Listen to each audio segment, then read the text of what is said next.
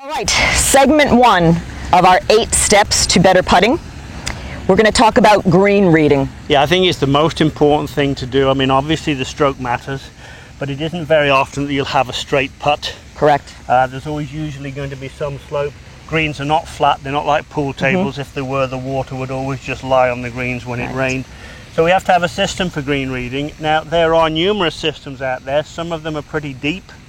I'm going to give you what I think is a sort of a quick start for green reading, and then you can talk about the way you would look at greens. For me, I always start from this side of the hole. Now, I'll show you in a moment in real time how I do this, but I imagine the first thing I do is imagine there's a poker chip about 18 inches to one side of the hole and another poker chip about 18 inches to the other side. And then as I get over here, I can easily see is one poker chip higher than the other.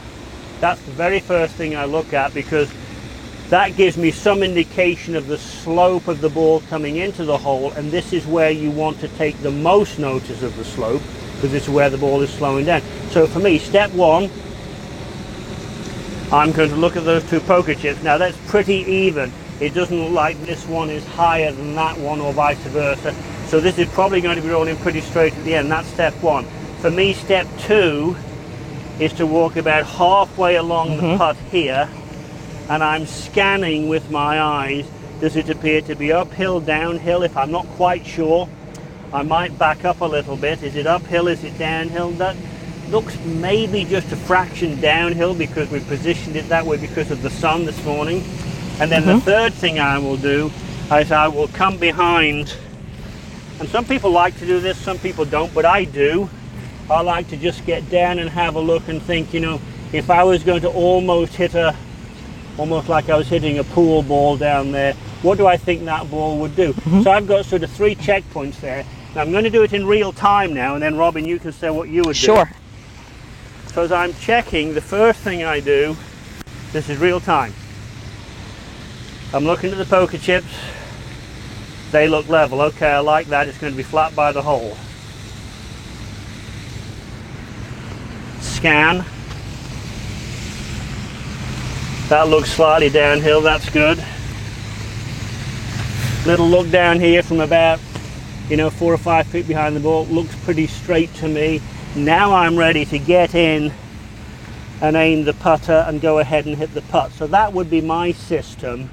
And really it's those two poker chips that help me determine mine. Robin, your way of reading greens? Well, very, very similar, but I will say it just a little different way. And you kind of mentioned if it was raining out, what the water would do on the green. I always tell people, pretend you poured a bucket of water on the green, or a hose is running on the green. What way would that water be funneled? And that kind of tells me the same thing as your chips. Which chip would be higher than the other. For sure. And I do, as I approach the green, I do what you do. I approach the green and I make that circle rather quickly because I don't have all that time. Yeah. So I try to do it quickly. So I'll approach the green and I'll start on that side, and then I'll make that wide circle. And I'm looking for the same things. What side is higher than the other? Is it downhill or uphill? And then I come back and I get that other second look, or last look, that third look right there. Yeah, and I think that's important. Look, green reading is vital. We know that. You can't be a good putter without green reading. So is keeping up pace of play. Yes, yes. We don't want rounds taking 5.5 hours here at the Club Correct. of Ibis, that's for sure.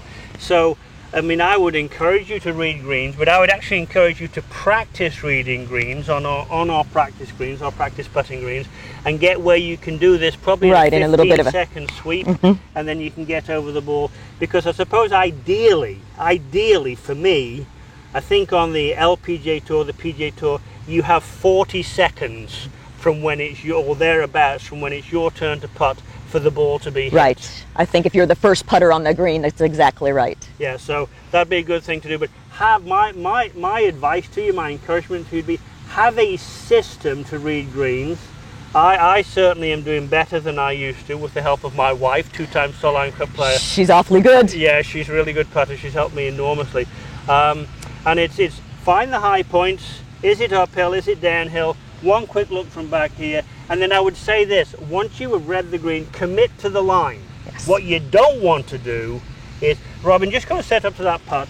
When you get over the putt, you do not want to be thinking, what is the read? No. You've already done all that Right. before you get to the ball. So get good at reading greens, and then you have a chance to apply these other principles that we're going to talk about.